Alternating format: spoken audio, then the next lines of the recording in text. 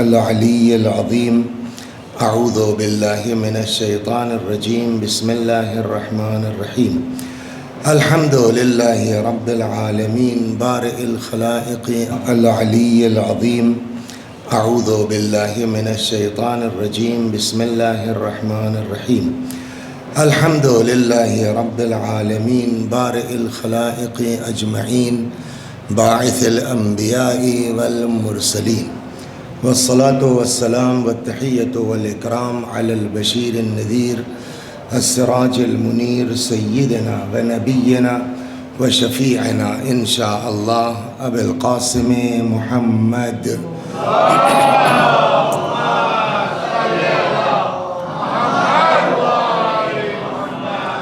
اللہم صل علیہ وعلی اہل بیتہ مظاہر جلالک وجمالک واللعن علی اعدائہم الشاکین فیہم المنحرفین عنہم اجمعین اما بعد صدق اللہ تعالی حیث یقول وہو اصدق الصادقین وقولہ الحق اعوذ باللہ من الشیطان الرجیم بسم اللہ الرحمن الرحیم انا اعطیناک الکوثر فصل لربک وانحر ان شانئک هو الابتر صلوات محمد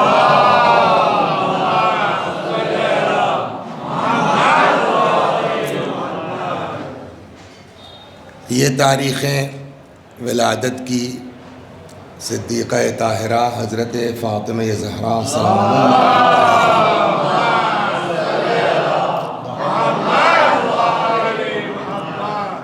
کل ابھی 20 جمادی الثانی شہزادی کی ولادت کی تاریخ گزری ہے، اسی مناسبت سے آج کل اور پرسوں 3 دن آپ کا وقت لینا ہے۔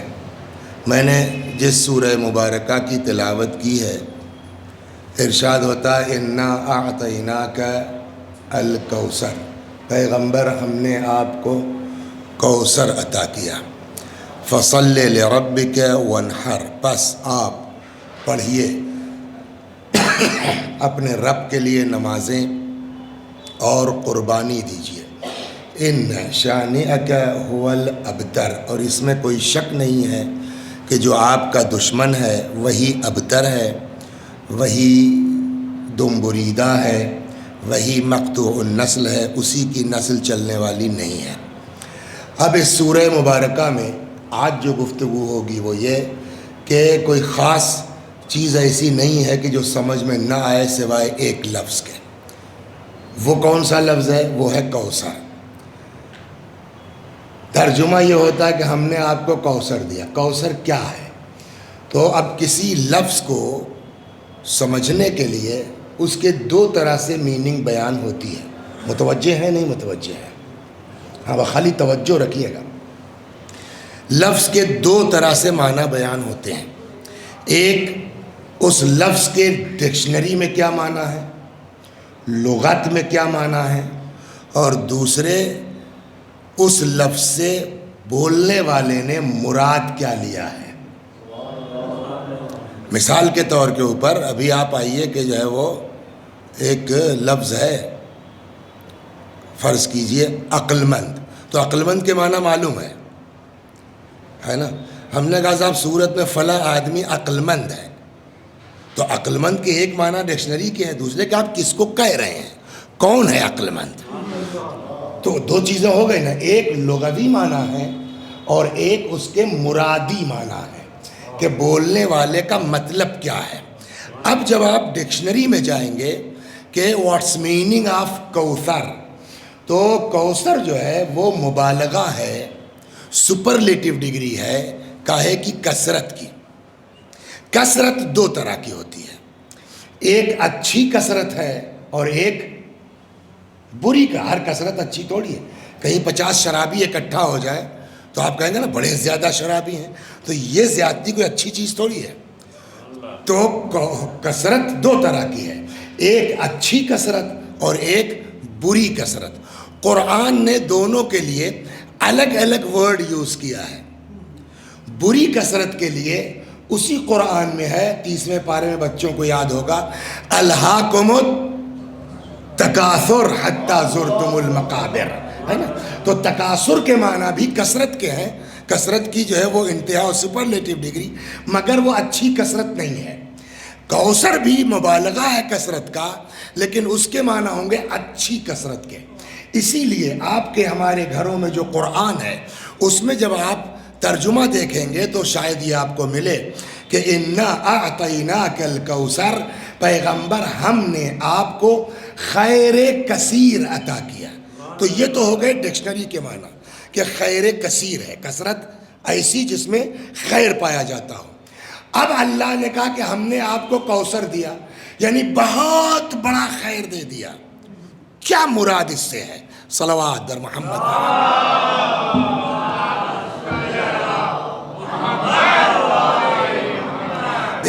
بیسک سمجھ میں آ جائے تو پھر آگے سمجھ میں آتا رہے گا. اب آئیے ہم کو اب تلاش یہ کرنا کہ کوثر کے ڈکشنری میں تو معنی معلوم ہو گئے کہ کوثر کے معنی ہے اچھی کثرت کے. اللہ نے کہا کہ ہم نے آپ کو کوثر دیا. یہ کوثر کیا ہے؟ جب آپ تفسیروں میں جائیے گا تو آپ کو دو بڑے فرقے اسلام میں نظر آئیں گے. ایک کا نام ہے سنی اور ایک کا نام ہے شیعہ. دو بڑے فرقے آپ کو نظر آئیں گے، سنی اور شیعہ. ایک چیز میں پہلے عرض کر دوں کہ جب پیڑ بڑا ہوتا ہے تو اس کے نیچے گھاس واس اگ جاتی ہے نا. سمجھدار آدمی وہ گھاس پر توجہ نہیں کرتا، اس کو جو ہے وہ چھانٹ کے صاف کر کے نکال دیتا ہے. پھل کیا لگا اس پیڑ پر وہ توجہ ہوتی ہے. ویسے ہی شیعہ بھی اسلام کا ایک بڑا درخت ہے، سنی بھی اسلام کا ایک بڑا درخت ہے. ان شیعوں کے نیچے بھی گھاس پھوس اگائی ہیں. سمجھ گئے آپ؟ کہیں جو ہے وہ کوئی شیش امامی ہو گیا ہے، کوئی 4 امامی ہو گیا ہے، کوئی 8 امامی ہو گیا ہے، کوئی جو ہے وہ نصیری ہو گیا ہے، تو کوئی اخباری ہو گیا. چھوٹے چھوٹے چھوٹے چھوٹے آپ کو بہت نظر آئیں گے. لیکن اصل یہ ہے کہ شیعہ کیا کہتے ہیں. ہم کو ان گھاس پھوس ویسے ہی سنیوں کے ہے ایک بڑا درخت، ان کے نیچے بھی نکل آئی ہیں گھاسیں. کہیں وہابیت کی گھاس اگی ہوئی ہے، کہیں سلفیت کی گھاس اگی ہوئی ہے، کہیں کچھ ہے. تو ہم کو اس سے مطلب نہیں کہ یہ سب کیا کہتے ہیں. مین سنی جو ہے ان کے یہاں کوثر کا مطلب کیا ہے. مین شیعہ جو ہیں اثنا عشری، ان کے یہاں شیعت کا مطلب کیا ہے.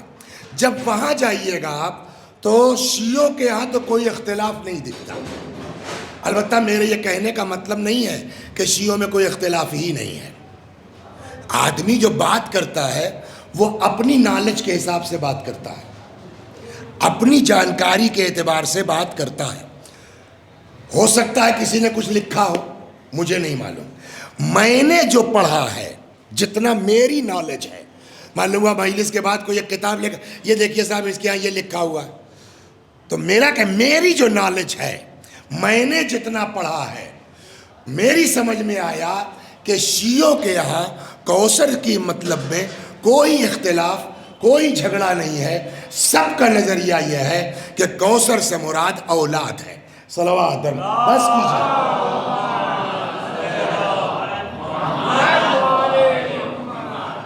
میں نے اسی چیز سے بچنے کے لیے جو ٹی ٹی کر رہا تھا اس کو میں نے آگے کیا. اب آپ اور بڑھانے جا رکیے، اگر کرے گا تو کم کر دیجیے گا بھی تو ٹھیک ہے. صلوات بر محمد.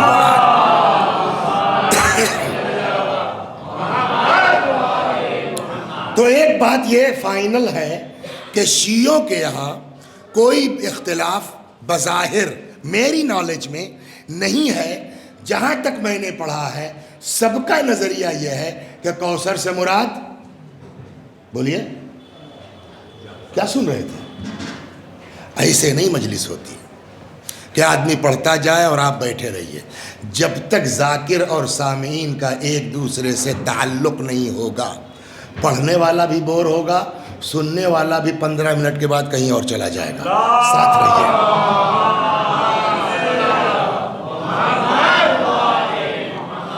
تو شیعوں کے نزدیک کوثر سے مراد اولاد. اب جب اولاد ہے تب ترجمہ کیا ہوگا؟ انا اعطیناک الکوثر، ہم نے آپ کو عطا کیا کوثر، یعنی پیغمبر ہم نے آپ کو کثرت نسل عطا کی، کثرت اولاد عطا کی. یہ ہو گیا شیعوں کا نظریہ۔ اب آئیے برادران اہل سنت، ان کے یہاں کیا نظریہ ہے، وہ کوثر کا مطلب کیا لیتے ہیں۔ جب وہاں جائیے گا تو ان کے یہاں ایک سے ایک پڑھے لکھے لوگ ہیں، اس میں کوئی شک نہیں ہے، ایک سے ایک قابل لوگ ہیں، اس میں کوئی شک نہیں ہے، بڑی بڑی تفسیر کی کتابیں ان کے یہاں ہیں، اس میں کوئی شک نہیں ہے۔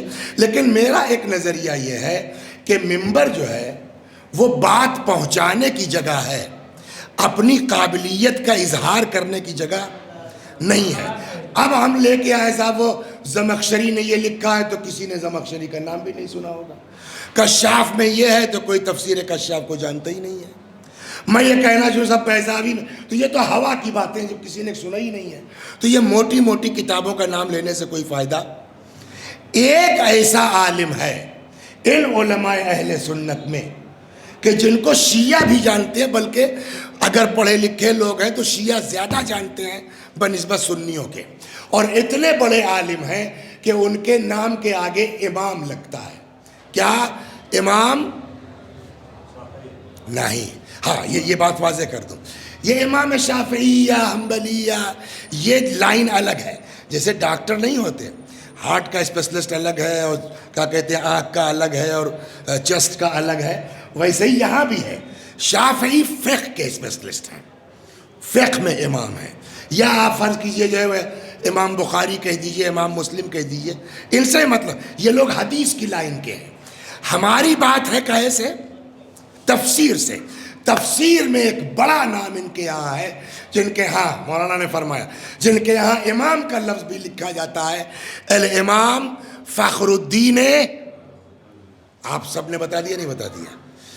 اب آئیے ان سے پوچھتے ہیں جس کو آپ بھی جانتے ہیں کہ سر آپ بتائیے، آپ کے خیال میں کوثر کا مطلب کیا ہے، کوثر سے مراد کیا ہے؟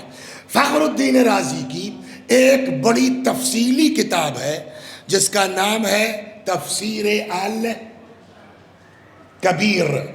کبیر نے بگ، نام ہی سے پتہ ہے کہ بڑی۔ آپ اپنے پاس بیٹھا سکتے ہیں چچا کو، چچا وہاں بیٹھ جائیے، آپ آئیے، صلوات بر محمد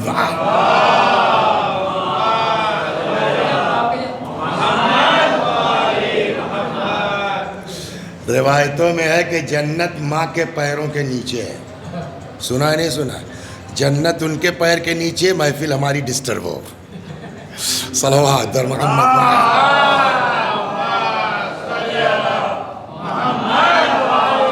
تو اب آئیے اطمینان سے 10-15 منٹ بہت توجہ سے اس 3 دن میں یہ طے ہو جائے کہ واقعاً کوثر سے مراد کیا ہے اور شہزادی کی عظمت و شخصیت کیا ہے۔ جناب فخر الدین رازی جب آتے ہیں، ان کی تفسیر کی کتاب کیا نام ہے؟ الکبیر۔ الکبیر 32 جلدوں میں ہے، میرے پاس جو ایڈیشن ہے وہ 16 مجلدات میں 32 جلدیں ہیں، یعنی ایک میں 2 جلد ہیں۔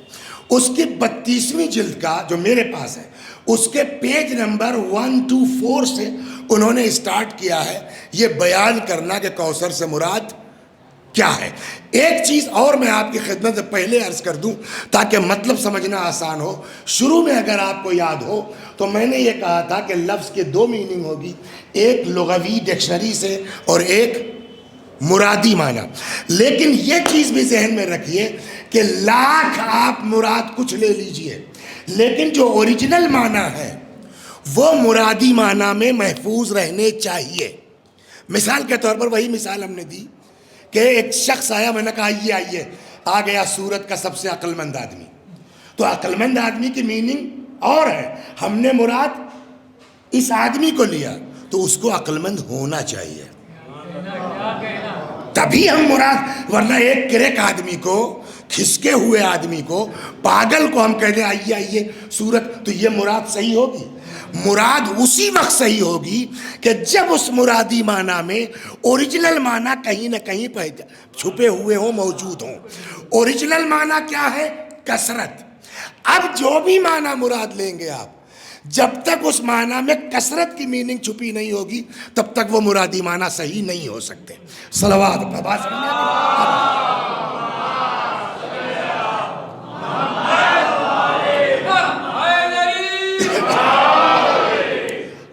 جناب فخر الدین رازی نے ایک لمبی بحث کی ہے، کوثر سے مراد حوض، کوثر سے مراد نہر، کوثر سے مراد علماء، کوثر سے مراد اولاد، اور بھی لکھا ہے انہوں نے، 2-3 نقل کرتا ہوں آگے بڑھتا ہوں۔ تو اب انہوں نے کہا کہ نمبر 1 کوثر سے مراد حوض، بغیر دلیل کے تو نہیں مانا جا سکتا نا، دلیل کیا ہے جو آپ نے کہا کوثر سے مراد حوض؟ تو جناب فخر الدین رازی کہتے ہیں میں نے اس لیے کہا کہ کوثر سے مراد حوض ہے، اس لیے کہ انس ابن مالک نے پیغمبر سے روایت کی ہے کہ رسول اللہ صلی اللہ علیہ وآلہ وسلم نے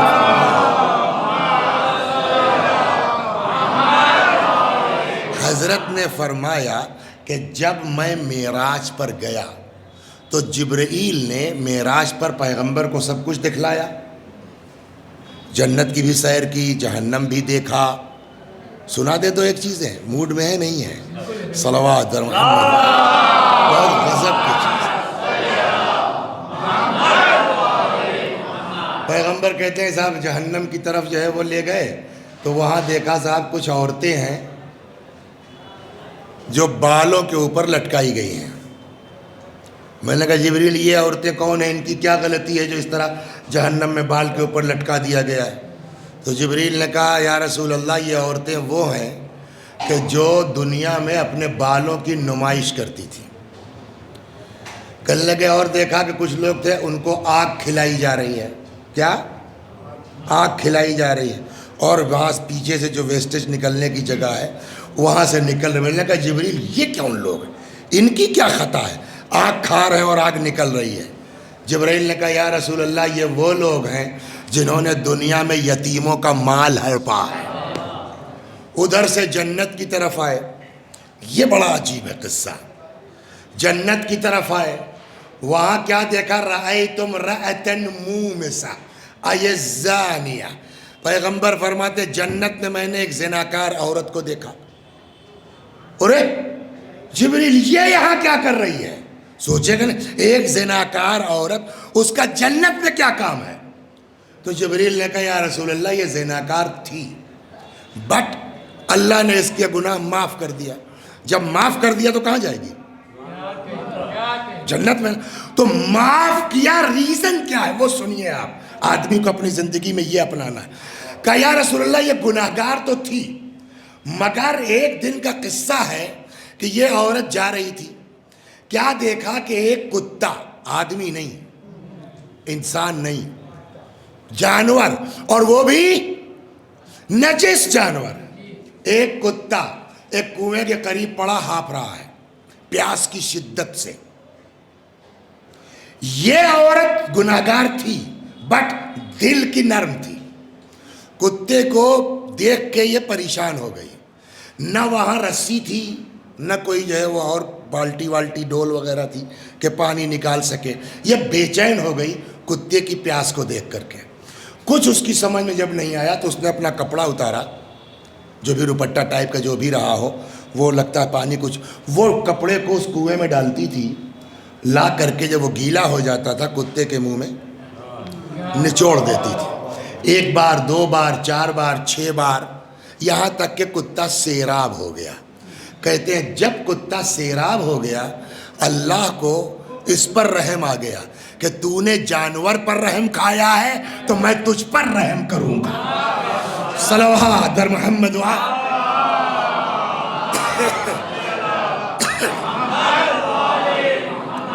تو اس طرح سے اپنا پورے جنت وغیرہ کی سیر کرتے کرتے، اسی میں روایت ہے کہ انس ابن مالک کہتے ہیں کہ پیغمبر نے فرمایا کہ جبریل مجھ کو لے کے آئے ایک حوض کے پاس، اور اس حوض کا عالم یہ تھا کہ اشد بیاضا من اللبن، دودھ سے زیادہ سفید، واطیب ریحا من المسک والعنبر، مشک و عنبر سے زیادہ خوشبودار، برف سے زیادہ ٹھنڈا، شہد سے زیادہ شیریں۔ میں نے اس حوض میں ہاتھ ڈالا، یہ جبریل یہ کیا ہے؟ تو جبریل نے کہا کہ یا رسول اللہ یہی تو کوثر ہے جو اللہ نے آپ کو عطا کیا ہے۔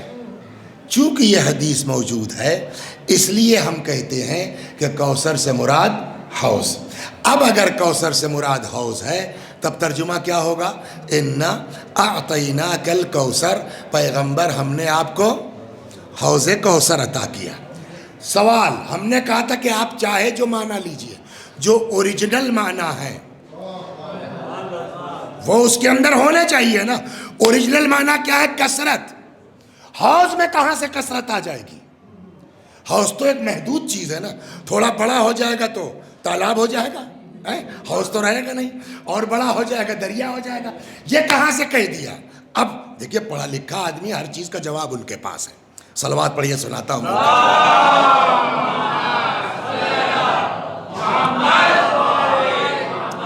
کوئی بتا سکتا ہے کہ جنت کتنی بڑی ہے؟ پورے مجمع سے سر، قرآن نے جنت کی جو ہے وہ بتائی ہے کتنی بڑی ہے. ارشاد ہوتا ہے ارضھا کارض السماء والارض. جنت کی مساحت زمین و آسمان سب ملا کر کے وہ جنت کی جو ہے وہ مساحت ہے. تو جب اتنی بڑی جنت ہے تو پانی تو ہر جگہ چاہیے نا. پانی تو چاہیے نا. جیسے آپ کے صاحب وہ گنگا کہاں سے نکلی صاحب؟ فلاں جگہ سے. جمنا کہاں سے نکلی؟ فلاں جگہ سے. فلاں دریا کہاں سے؟ تو ویسے ہی جنت میں پانی تو چاہیے نا. اور جنت میں یہ خاص چیزیں ہیں. مکانات جو آپ لوگوں کو ملیں گے، سمجھ گئے؟ اب اس کے نیچے سے نہریں بہیں گی. سنا نہیں؟ جنات تجری من تحتہا الانہار. ایسے باغوں میں رکھا جائے گا آپ لوگوں کو انشاءاللہ جس کے. تو یہ پانی آ کہاں سے رہا ہے؟ اس کا جس کو ہندی میں کہتے ہیں سروت کیا ہے؟ اب فخر الدین رازی کہتے ہیں اس حوض کو حوض کوثر اس لیے کہتے ہیں کہ جنت میں جتنی نہریں نکلی ہیں ان سب کا منبع اور سروت یہی حوض ہے. یہیں سے نکل کے پوری، چونکہ اس حوض سے کثرت سے نہریں نکلی ہے، اس کثرت کی بنیاد پر حوض کو حوض کوثر کہا جاتا ہے. ایک ہو گیا. دوسرا قول ان کا کیا تھا کہ کوثر سے مراد نہر. اب ترجمہ کیا ہوگا؟ انا اعطیناک الکوثر، ہم نے آپ کو نہر کوثر دی. کہا صاحب یہ نہر کو کوثر کیوں کہا گیا؟ اس میں کثرت کیوں ہے؟ کہ اس لیے اس میں کثرت ہے کہ جتنی پبلک ہوگی کل کو قیامت میں سب اسی نہر کے کنارے آئے گی پانی پینے کے لیے حوض کوثر کا. چونکہ پبلک کی کثرت وہاں ہوگی اس لیے نہر کو بھی نہریں. تو ایک قول ہوا فخر الدین رازی ہے کیا کوثر سے مراد حوض. دوسرا قول کیا ہوا؟ کوثر سے مراد نہر. تیسرا قول کہتے ہیں علماء و امتہ، کوثر سے مراد امت کے علماء. کہاں سے کہہ دیا آپ نے کوثر سے مراد علماء؟ تو یہاں تو قسم کھا گئے. وہ کہتے ہیں لعمری، میری جان کی قسم، یہ تو سب سے بڑا خیر ہے. کیسے؟ دلیل کیا ہے؟ کہ کیا تم لوگوں نے نہیں سنا پیغمبر کی حدیث کو جہاں رسول اللہ نے فرمایا علماء و امتی کہ انبیاء بنی اسرائیل، ہماری امت کے علماء بنی اسرائیل کے انبیاء کی طرح ہے. بعض ہے انبیاء کی طرح، بعض میں ہے افضل من انبیاء بنی اسرائیل. اس پر ایک لطیفہ بھی سن لیجیے. صلوات.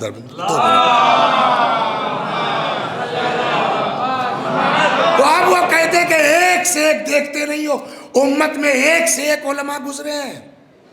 اچھا مثال جانتے ہیں کیا دیا انہوں نے علماء کی؟ کل جعفر والصادق والکاظم. ہمیں غور تو کرو رسول اللہ کی امت میں کیسے کیسے علماء گزرے ہیں، جیسے جعفر صادق، جیسے امام رضا، جیسے امام کاظم. خیر وہ ان کا اپنا نظریہ، ہم عالم تو سمجھتے نہیں ہیں امام کو، ہم تو امام کو امام سمجھتے ہیں. لیکن جو امام نہیں بھی ہیں وہ بھی علماء ہمارے. ایک لطیفہ نقل کے میں نے پڑھا نہیں کسی کتاب میں. ہم لوگوں کے استاد تھے، خدا غریق رحمت کرے، افغانی تھے. ان کا جو ہے وہ نام تو محمد علی تھا، مگر اتنے زبردست ٹیچر تھے کہ ان کا لقب ہی پڑ گیا تھا مدرس. تو مدرس افغانی کہے جاتے.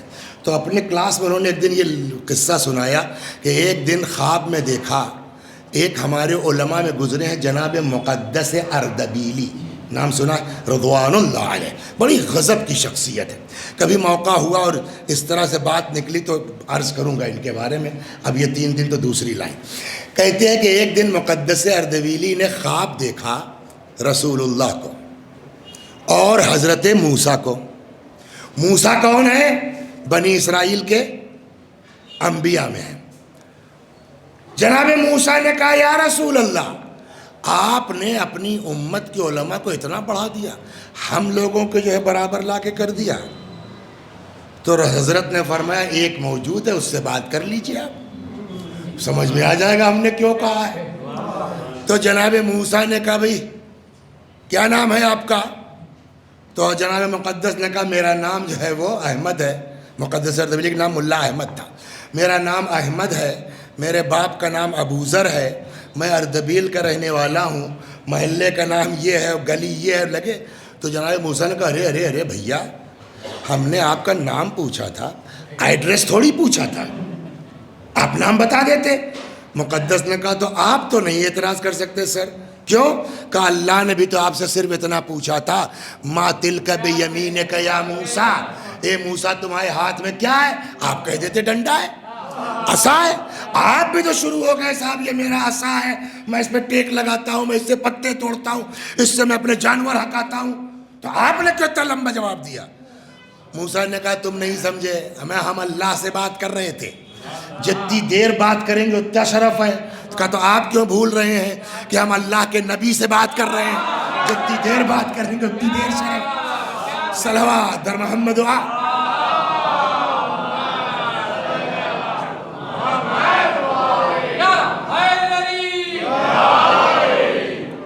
یہ جو آپ فرما رہے ہیں نا مولانا، یہ میرے ذہن میں پہلے ہی تھا کہ میں کہوں آگے آ جائیے۔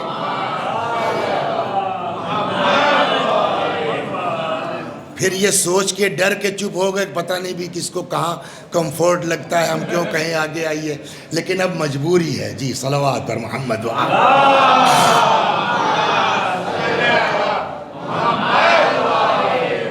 تو یہاں تک آپ آ گئے۔ چوتھا قول کیا ہوا؟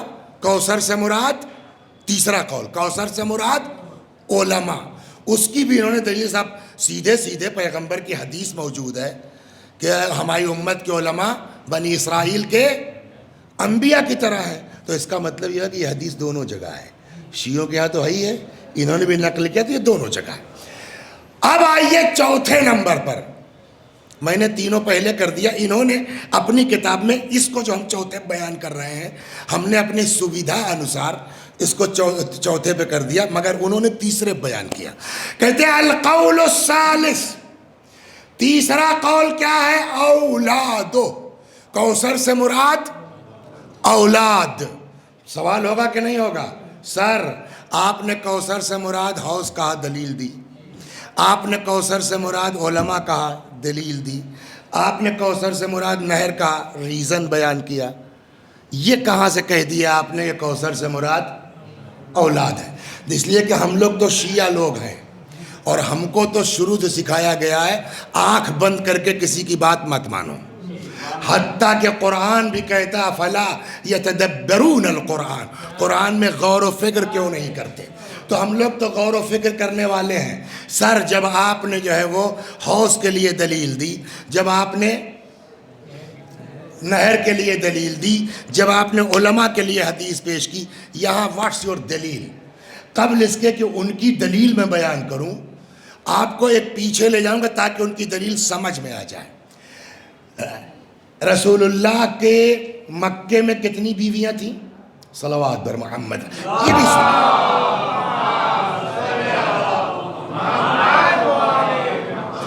مائک کی مجبوری ہے، بیٹھنا پڑے ورنہ کل سے بیٹھتے نہ آگے۔ یہ رسول اللہ کے کتنی بیویاں تھیں مکے میں؟ بھلے رسول اللہ کے مکے میں ایک بیوی۔ کس ایج میں پیغمبر کی شادی ہوئی تھی؟ 25 سال میں۔ ماں باپ سن لیں جو اپنے بچوں کی شادیوں میں لیٹ کر رہے ہیں، رسول اللہ کی شادی ہوئی تھی 25 سال کی ایج میں، حضرت علی علیہ السلام کی شادی ہوئی تھی 25 سال کی ایج میں۔ 25 سال کی ایج میں شادی ہوئی۔ کب اعلان رسالت فرمایا؟ 40، یعنی رسالت سے کئی سال پہلے شادی ہوئی؟ 15 سال۔ رسالت کے اعلان کے بعد کتنے دن رہے مکے میں؟ 13 سال۔ تو اب رسول اللہ کی ایج کیا ہو گئی؟ 40 اور 13 53۔ لاسٹ ایئر میں جناب خدیجہ کا انتقال ہو گیا ہے نا، اور انتقال کے بعد وہ پورا سال مکے میں رسول اللہ نے دوسری شادی نہیں کی. تو اب پیغمبر مکے میں 25 سال کی ایج میں شادی ہوئی ہے نا, 52 سال کی ایج تک, یہ 27 سال ایک بیوی. لاسٹ ایئر جو ہے وہ انتقال ہو گیا, کوئی بیوی نہیں. آدمی کی جو جنسی خواہش کے شباب کا دور ہوتا ہے اس کی ایج کیا ہے؟ یہی نا 25 سے 50, جو پیک ٹائم ہے 25 سے 50 کا, اس میں رسول اللہ نے کتنی شادی کی؟ صرف ایک, بلکہ لاسٹ میں بغیر بیوی کے 1 سال کچھ رہے. جب مدینے آ گئے تو پیغمبر کی ایج کیا ہے؟ 53 سال. 10 سال کے بعد انتقال ہو گیا 63 سال کی ایج میں. 53 سے 63, اس 10 سال میں کتنی بیویاں ہیں؟ 9, 10, 11 ہے نا. جب ضرورت کا زمانہ تھا تب تو ایک شادی ہے. جب 53 سال کے بوڑھے ہو گئے تب 10 سال میں 10 بیویاں. اس کا مطلب یہ ہے کہ مدینے میں جو پیغمبر کی شادیاں ہیں وہ ضرورت کی بنیاد پر نہیں, مصلحت اسلام کی بنیاد پر ہے. صلوات بر محمد.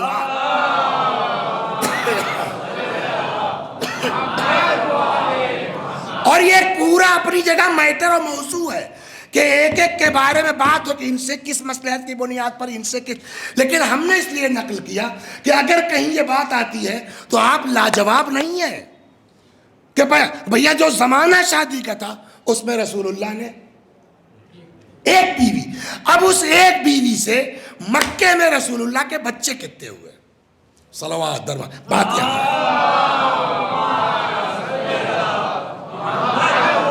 اس لیے کہ یہ سورہ نازل ہوا ہے مکے میں. مدینے سے ہم سے مطلب نہیں ہے. مدینے میں ایک بیٹے ابراہیم پیدا ہوئے تھے, ام المومنین ماریہ قبطیہ, وہ موضوع ہی نہیں ہے. سورہ نازل ہوا ہے مکے میں, اس لیے اب سوال ہے مکے میں رسول اللہ کے ایک بیوی, ٹھیک, ان سے بچے کتنے ہوئے؟ نمبر 1 سب سے بڑے جناب قاسم, سب سے بڑے بیٹے قاسم, اس کے بعد طاہر, اس کے بعد طیب, اس کے بعد عبداللہ. بعض کہتے ہیں کہ طیب اور عبداللہ ایک ہیں, تو اگر یہ دونوں ایک نام, ایک ہی آدمی کے 2 نام ہیں تو کتنے بچے ہو گئے کم از کم؟ بیٹے 3, اور اگر الگ الگ ہیں تو کتنے ہو گئے؟ 4. لیکن اتنا کنفرم ہے کہ اس میں سب سے چھوٹے عبداللہ ہیں. قاسم کا انتقال ہو گیا, طاہر کا انتقال ہو گیا, طیب کا بھی انتقال ہو گیا اگر الگ ہے. لاسٹ میں کون بچے؟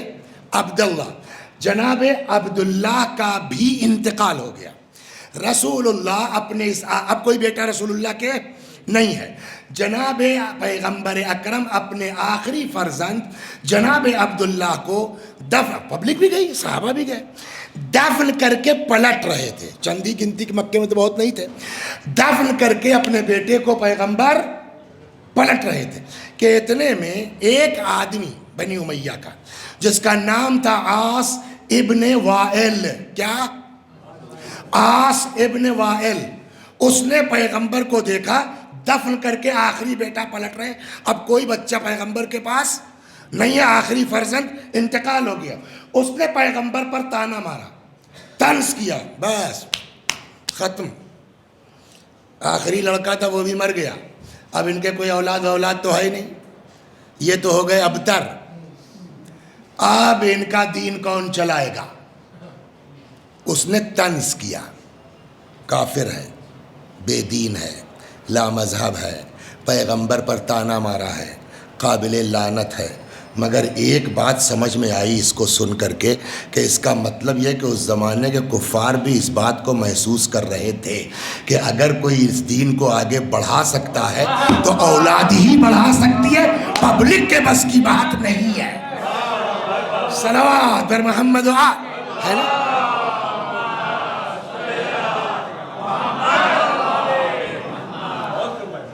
تو اب یہ قصہ ذہن میں رکھیے آپ, کیا حضرت اپنے آخری فرزند کو دفن کر کے پلٹ رہے ہیں. آس نے پیغمبر پر تانا مارا کہ صاحب یہ تو لاولد ہیں, ابتر ہیں, اب ان کا دین نہیں چل پائے گا. ٹھیک, اب آئیے پھر چلتے فخر الدین رازی کے ہیں. تیسرا قول کیا ہے کہ کوثر سے مراد اولاد. دلیل کیا ہے؟ انہوں نے اسی واقعے کو دلیل بنایا. اب بے عین ہی میں ان کا جملہ نقل کرتا ہوں جناب فخر الدین رازی کا. کہتے ہیں اس لیے ہم نے کہا کہ کوثر سے مراد اولاد، کیونکہ انما نزلت هذه السورہ، اس لیے کہ یہ سورہ نازل ہوا ہے ردن علی من عابہ علیہ السلام بعدم الاولاد، اس لیے کہ یہ سورہ نازل ہوا ہے اس آدمی کے جواب میں جس نے پیغمبر کو اولاد نہ ہونے کا طعنہ دیا تھا. تو جب ابتر کے طعنے کے جواب میں کوثر آیا ہے تو کوثر سے مراد اولاد ہوگی کہ نہیں ہوگی؟ ہو گئی بات. اس کے بعد دو جملے ان کے بڑے غضب کے، اس لیے میں نے نقل بھی کیا. شیعہ کہتے اتنا مزہ بھی نہ آتا، کہتے لہٰذا اب دیکھو تو قرآن نے دو باتیں کہی نا، ایک انا آتینا کل کوثر، ہم نے آپ کو کثرت اولاد دی، اور ایک ان شانیہ کا حول ابتر، اور آپ کا دشمن بے اولادہ ہے، اس کی نسل نہیں چلے گی. ان دونوں آیتوں کے بارے میں لکھتے ہیں کہ یہی وجہ ہے کہ ذرا دیکھو تو انظر، یہ فخر الدین رازی کا جملہ بیانی نقل کر رہا ہوں، انظر، ہمیں غور تو کرو، کم قتل من اہل بیت، کتنا مارا گیا دنیا میں اولاد رسول کو. یہ اہل بیت سے مراد امام نہیں ہے، جنرل اولاد ہے پیغمبر سادات. کم قتل من اہل بیت، کتنا مارا گیا کائنات میں اولاد رسول کو. ثم العالم ممتلئ منہم، اس کے باوجود کائنات اولاد رسول سے چھلک رہی ہے. یہ ایک ہو گیا انا اعطیناک الکوثر. دوسری آیت کیا ہے؟ ان شانیہ کیا ہو الابتر، آپ کا دشمن بے اولادہ بے مقطوع نسل ہے. کہتے اور اسی وجہ سے دیکھو تو ولم یبقى من بنی امیتی احد یعبأ بہ، اور آج بنی امیہ میں ایک آدمی ایسا نہیں ملے گا کہ آپ انگلی سے اشارہ کر کے یہ بتا سکیں کہ یہ بنی امیہ کی نسل کا ہے. صلوات بر محمد.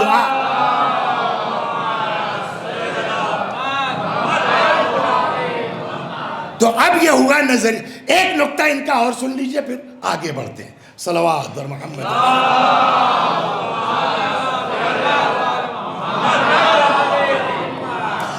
یہاں تک طے ہو گیا نا. تو اب شیعوں کے لیے ہم نے کیا عرض کیا تھا کہ کوئی اختلاف میرے مطالعے کے حساب سے نہیں ہے کہ کوثر سے مراد بولیے اولاد. ٹھیک، ادھر آئیے. اہل سنت کیا اقوال مختلف ہیں، لیکن کم از کم ایک قول تو ان کے یہاں بھی ہے نا کہ کوثر سے مراد اولاد.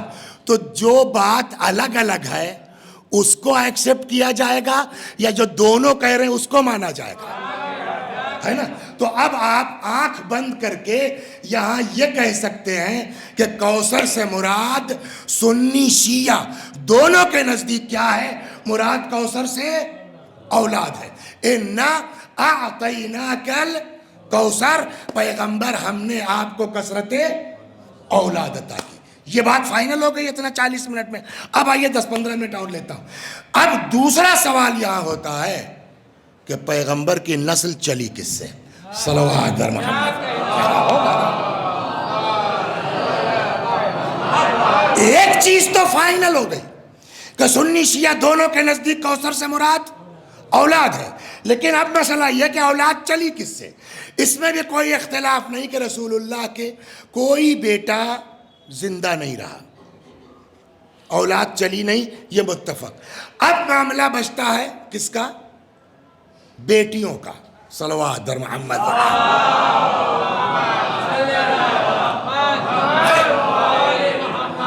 ہمارا نظریہ یہ ہے کہ رسول اللہ کے صرف اور صرف ایک بیٹی حضرت صدیقہ طاہرہ لاتا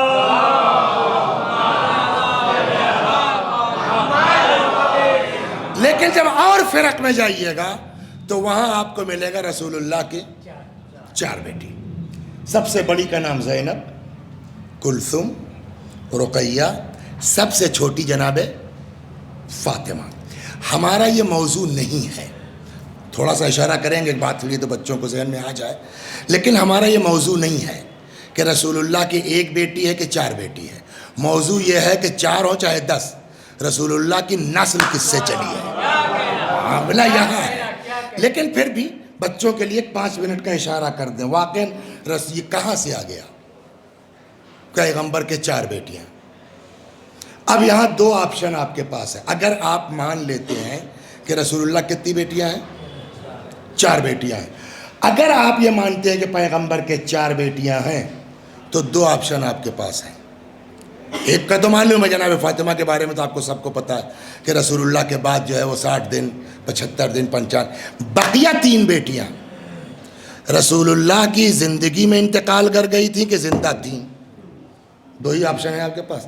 یا آپ کہیں گے انتقال کر گئی تھیں، یا آپ کہیں گے زندہ تھیں. اگر آپ کہتے ہیں کہ زندہ تھیں تو آپ کے پاس ایک ہی راستہ بچتا ہے، یا تو آپ پیغمبر کے 4 بیٹی مانیے یا پیغمبر کو عادل مانیے.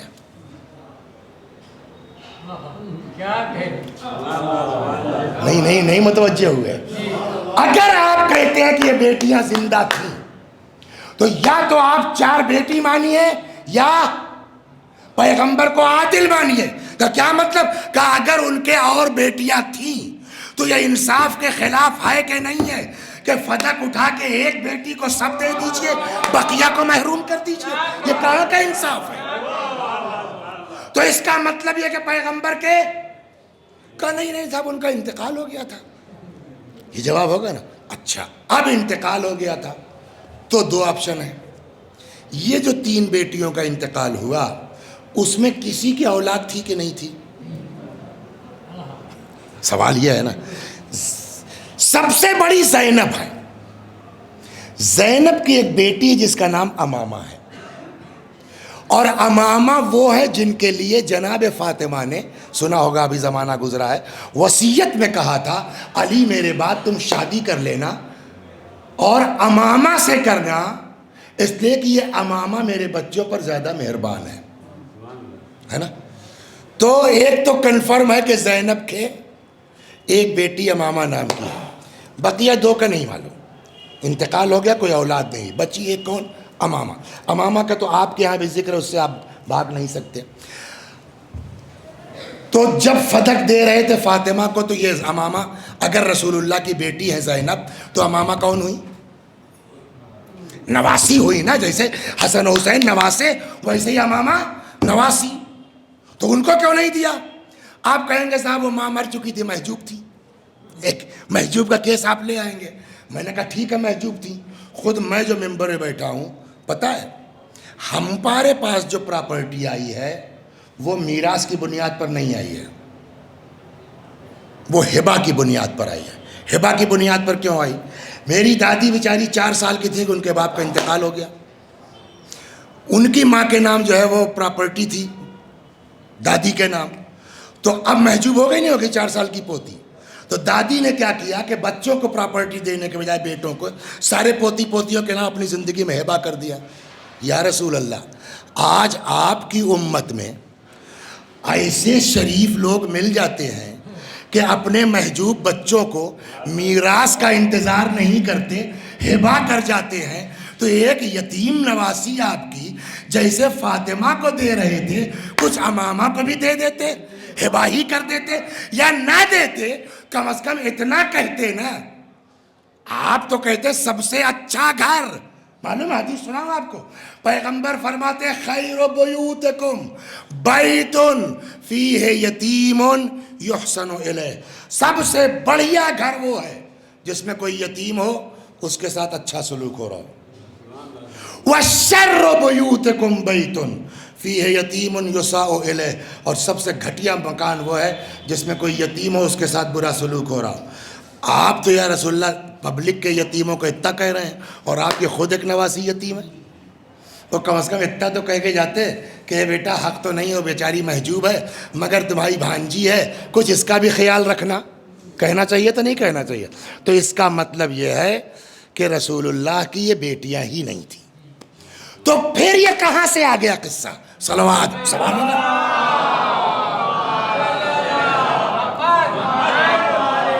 تو یہ بات عقلی طور پر ہے کہ زینب ہو، کلثوم ہو، رقیہ ہو، یہ رسول اللہ کی بیٹیاں نہیں تھیں. تو یہ بات آئی کہاں سے کہ صاحب یہ پیغمبر کی بیٹیاں؟ کچھ تو ہوگا نا. بغیر کچھ ہوئے تو نہیں لپٹے گا نا دھاگا. دھاگا کہیں آپ لپیٹیں گے تو اندر کوئی 38 لکڑی ہوگی نا، تب نہ لپٹے گا. یہ کہاں سے آیا؟ اس کا جواب جو بزرگوں نے دیا ہے وہ یہ ہے کہ پیغمبر کے یہ اولاد نہیں ہے. بعض نے یہ کہا ہے کہ خدیجہ کی بیٹیاں تھیں پہلے شوہر سے. وہ بھی غلط اس لیے ہے کہ ہمارا نظریہ شیعوں کا اور بہت سے اہل سنت کا یہ ہے کہ جناب خدیجہ کی ایج یا تو 25 سال، زیادہ سے زیادہ 27 سال، اور پہلی شادی تھی رسول اللہ سے. تو خدیجہ کی بیٹیاں بھی پھر یہ کہاں سے آ گئے؟ کچھ لوگوں نے یہ جواب دیا کہ وہ خدیجہ کی بیٹیاں تھیں، رسول اللہ کی نہیں تھیں. خدیجہ کی شادی نہیں تھی اس سے پہلے ہمارے عقیدے کے اعتبار سے. پھر اس کا جواب ہمارے بزرگوں نے دیا ہے کہ ایکچول میں یہ تھی خدیجہ کی بہن کی بیٹیاں. خدیجہ کی کون تھی؟ بھانجیاں. اب جو بھی وجہ رہی ہو، خالہ اماں تو خدیجہ کون ہوئی؟ خالہ اماں. تو خالہ اماں کا دل بھی جو ہے نرم ہے، ہمدرد ہے، پیسے کی کبھی نہیں ہے. خالہ اماں نے تینوں بھانجیوں کو اپنی آغوش میں لے لیا، پرورش شروع کی. اب جب خالہ اماں کی شادی ہوئی تو چھوڑ تو دیں گی نہیں، ساتھ میں لے کے آئیں. رسول اللہ جب عام یتیموں پر مہربان ہے تو یہ تو خدیجہ کی بھانجیاں ہیں، تو ان پر توجہ شروع ہوئی. اب رسول اللہ کیا ہوئے؟ خالو ابا. ہوا یہ کہ اتنا پیار دیا، اتنا پیار دیا کہ کچھ دنوں تک چلتے چلتے خالو ابا سے خالو نکل گیا، ابا رہ گیا. صلوات بر محمد و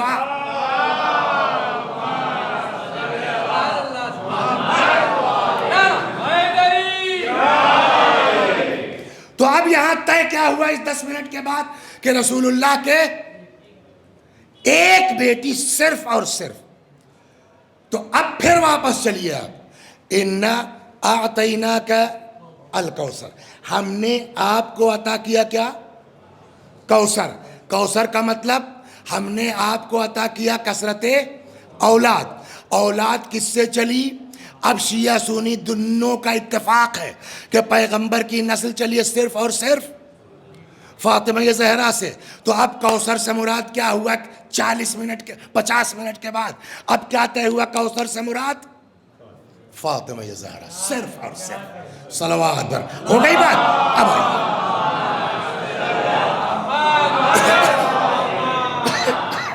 ایک نقطہ انہی کا، میرا نہیں ہے یہ بھی آپ فخر الدین رازی نے 2-3 پیج آگے لکھا ہے. تو اب آئیے صاحب، اللہ نے کیا کہا؟ اِنَّا اَعْطَيْنَاكَ، ہم نے آپ کو عطا کیا. عطا کی فخر الدین رازی کہتے ہیں 2 قسمیں ہیں. ایک ہے عطا بالعوض، ایک ہے عطا بلا عوض. اللہ کرے میں سمجھا لے جاؤں. کیا نام ہے سر آپ کا؟ اختر حسین.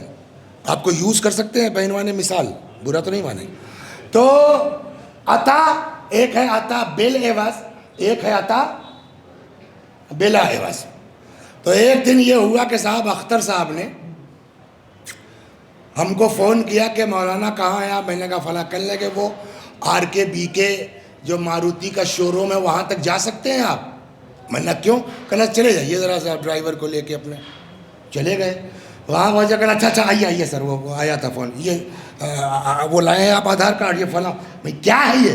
کہنے لگے یہ ایک گاڑی ہے وہ وہاں سے وہ. اب میں نے بھیا یہ کیا ہے؟ کہنے لگے یوں ہی عطا کر دیا میں نے آپ کو. میں نے کہا اس عطا کی وجہ؟ اب 2 صورت. کہنے لگے کچھ نہیں، بس مولا کی مجلسیں پڑھنے جاتے ہیں آپ تو رکھیے.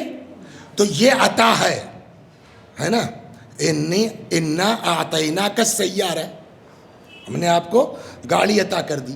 اس کا بدلہ لیا کہ نہیں لیا؟ انہوں نے نہیں لیا. بس جائیے آپ مولا کے نام پر. یہ کیا ہے؟ عطا بلا عوض. ایک وقت یہ ہے کہ ہم نے کہا بھئی یہ کاہے کے لیے؟ کہنے لگے وہ ہم نے وہ کر دیا، ایسا کیجیے گا شام کو آپ اپنے مدرسے میں جو طلباء ہیں یا 2-4 لوگ مل جائیں گے، بلا کے ایک مجلس پڑھ دیجیے گا اور ہمارے ابا کو فاتحہ پڑھوا دیجیے گا۔ مانا کہ گاڑی 10 لاکھ کی ہے، لیکن 4 ہی آنا صحیح، عوض لے لیا نہیں لے لیا انہوں نے، ہے نا؟ اب جب عوض لے لیا تو یہ کیا کہلائے گا؟ عطا بالعوض۔ اب یہ بات پورے صورت میں مشہور ہو گئی کہ بھائی اختر صاحب نے مولانا کو 10 لاکھ کی گاڑی دی ہے، تو کہیں نہ کہیں اندر سے ہوا کہ مولانا میرے دباؤ میں ہے۔ اور یہ سن لیجیے، اگر اس فیلنگ کے ساتھ کسی کے ساتھ کچھ کرتے ہیں نا تو پیسہ بھی گیا، ثواب بھی گیا۔ صلوات بر محمد، یہ ذہن میں رکھیے۔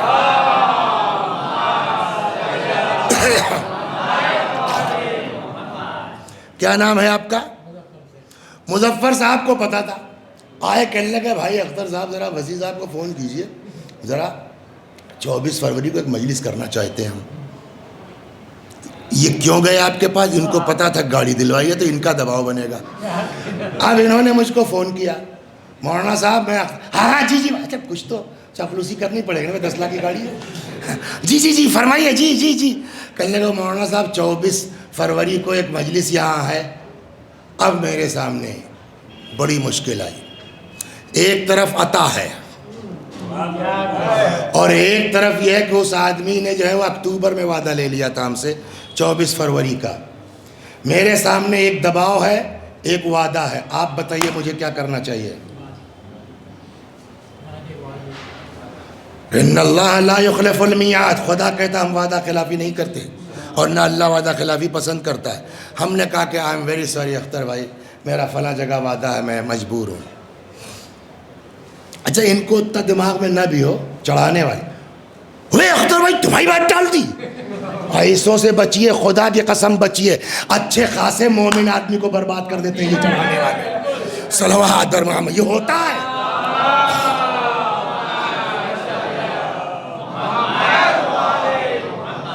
اوے یار اختر بھائی تمہارے ساتھ ایسا کر دیا انہوں نے، بتاؤ۔ اب یہ ایک نے کہا، 2 نے کہا، آخرکار تب گئے، تب کہ انہوں نے ہم کو فون کیا، مولانا صاحب، میں نے کہا جی، کل جائیے RKBK کے یہاں گاڑی کھڑی کر دیجیے۔ بات کر لی تھی جو ہے وہ اس کے اوپر کیا کہتے ہیں چینج آفر میں، یہاں لے لیں گے وہاں دے دیں گے کچھ، خیر یہ تو کہہ نہیں باب۔ تو انہوں نے عطا کیا تھا، اب یہ اپنی عطا واپس لے رہے ہیں۔ سوال، یہ عطا واپس لینے کا حق رکھتے ہیں کہ نہیں رکھتے؟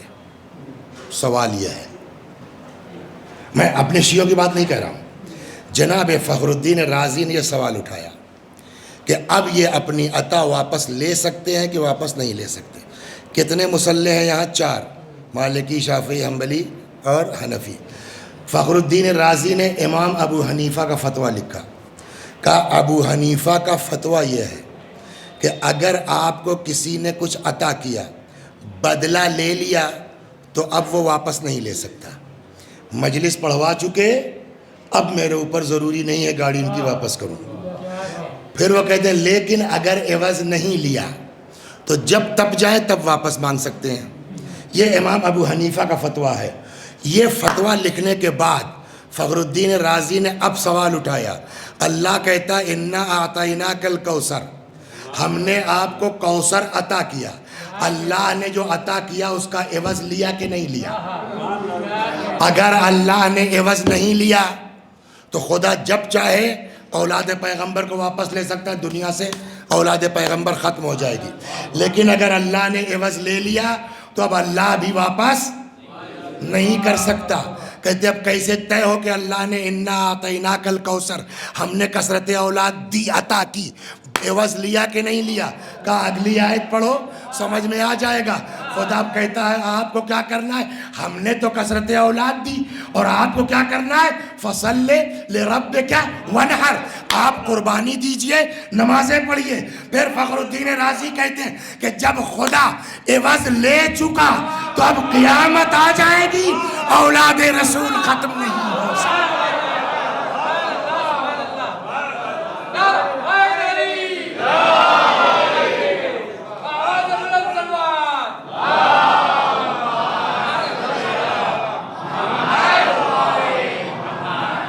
ایک آج ہی راستے میں اتفاق سے فلائٹ میں پڑھ رہا تھا موبائل میں، ایک آنکڑے کے مطابق اس وقت دنیا میں 80 ملین سید ہیں. کتنے ہیں؟ 80 ملین سید ہیں. تو اب اگر امام حسن اور امام حسین دونوں کو برابر سے بانٹ دیا جائے تو امام حسن مثلا تو اس کو کوئی وہ نہیں ہے، 40 ملین یہ 40 ملین یہ ہے نا. جناب فاطمہ کے کتنے بیٹے تھے بولیے؟ جناب محسن، یہ محسن کا قتل نہیں ہے، یہ رسول اللہ کی 1/3 نسل کو ختم کرنا ہے. جو آج 80 ملین کہا جا رہا ہے وہ آج 120 ملین ہوتا.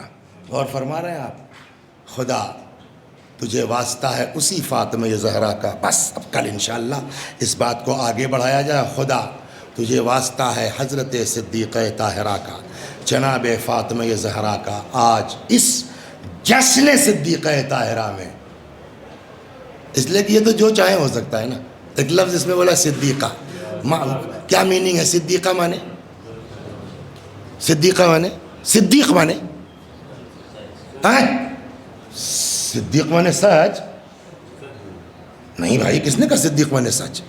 صدق مانے سچ، سچ کی عربی صدق ہے. ہم پوچھ رہے ہیں صدیق. صادق مانے بولیے نہیں بھائی، کہاں سے کہہ دیا جو کہہ دیا بھائی. صادق مانے سچا. واٹس میننگ آف صادق؟ یعنی سچا. صدیق اس کی سپرلیٹو ڈگری ہے. صدیق مانے گھور سچا، بہت زیادہ. یہ ہے ڈکشنری کے معنی. کیا صدیق مانے؟ بہت سچ بولنے والا. ہو گئی نا بات؟ یہ ڈکشنری میں معنی ہے. قرآن میں کیا ہے؟ جیل میں تھے، سنیے آپ، جیل میں تھے تو آپ لاکھ مومن بن جائیے، کوئی نہ کوئی تپنے والا آپ سے ملے گا ضرور. یہ آپ ہو ہی نہیں سکتا کہ آپ کتنا ہی اچھا کام کیجئے کوئی آپ سے تپے نہ. یہی حال جیل میں یوسف کے ساتھ ہوا. سارا جیل ان کے ساتھ تھا. 2 گڑبڑ تھے. ایک تو بعد میں جو ہے وہ عزیز مصر ہونے کے بعد تک رہا، ایک تو ختم ہی ہو گیا. اس میں ایک آدمی تھا، کہنے لگا یوسف بھائی ہم نے خواب دیکھا ہے، ذرا صاحب تعبیر بتائیے گا. کہا کیا دیکھا؟ کہا ہم نے خواب دیکھا انی اعصر خمرہ، میں شراب نچوڑ رہا ہوں. جناب یوسف نے کہا کہ تم جو ہے بادشاہ کے ساقی بن جاؤ گے اور جیل سے چھوٹ جاؤ گے. اس کو ایسے ہی پھینک دیا یار، ہوتا نہیں ہوتا، میں پھینک دیا، جیل سے چھوٹ جاؤ. کہنا صاحب میں نے دیکھا ہے خواب. تو بولو. کہا میں نے خواب، یہ تپا والا، میں نے خواب دیکھا ہے کہ میرے سر کے اوپر کوئی برتن ہے، کوئی چیز ہے، اس میں روٹیاں ہیں، وَتَأْكُلُ الطَّيْرُ مِنْهُ، اور پرندے اس میں سے کھا رہے ہیں. جناب یوسف نے کہا تمہاری تعبیر یہ ہے کہ تم کو پھانسی پہ لٹکا دیا جائے گا اور پرندے تمہاری کھوپڑی نوچ نوچ کے کھائیں گے. کہنے لگے آپ سے ملی ہے یہ تعبیر بتاتے ہیں. ابھی آپ نے خواب ہی نہیں دیکھا. جناب یوسف علیہ السلام نے کہا دیکھا ہو یا نہ دیکھا ہو، اب تو ہم نے کہہ دیا، اب تو یہ ہو کے رہے گا. اب ایسے شخص جو قرآن کہتا ہے یوسف ایھا الصدیق، کچھ سمجھ میں آیا؟ تو قرآن کے حساب سے اب وہ ہے جو کہہ دیا وہ ہو جائے گا. فاطمہ سے بڑا کائنات میں صدیقہ کون ہے؟ وہ جو چاہ لیں گی وہ ہو جائے گا. لہذا جب یہ طے ہے کہ وہ جو چاہ لیں گی وہ ہو جائے گا، تو اب اس سے بڑھیا نشست نہیں ہو سکتی، اس سے بڑھیا بزم نہیں ہو سکتی. خدا بحق فاطمہ زہرا، نہیں معلوم مجھ کو یہ مرد عورت جتنے اس محفل میں آئے ہیں کس کی کیا ضرورت ہے، کیا حاجت ہے. کوئی روزی کے لیے پریشان ہے، کوئی بچوں کی تعلیم کے لیے پریشان ہے، کوئی رشتے کے لیے پریشان ہے. خدا بحق فاطمہ زہرا یا اللہ اس محفل میں مرد عورت جو آئے ہیں بحق فاطمہ سب کی دینی اور دنیاوی حاجتوں کو بھر لا. یا اللہ اس صدیقہ طاہرہ کے قبر کی تعمیر کی سبیل فراہم فرما، ہم سب کو بی بی کے روضے کی زیارت کی توفیق عطا فرما۔ جن لوگوں نے جیسے بھی اس محفل کا انعقاد کیا، خدا ان کی کوششوں کو قبول فرما، نیت میں صدق عنایت فرما۔ وآخر دعوانا ان الحمد للہ رب العالمین۔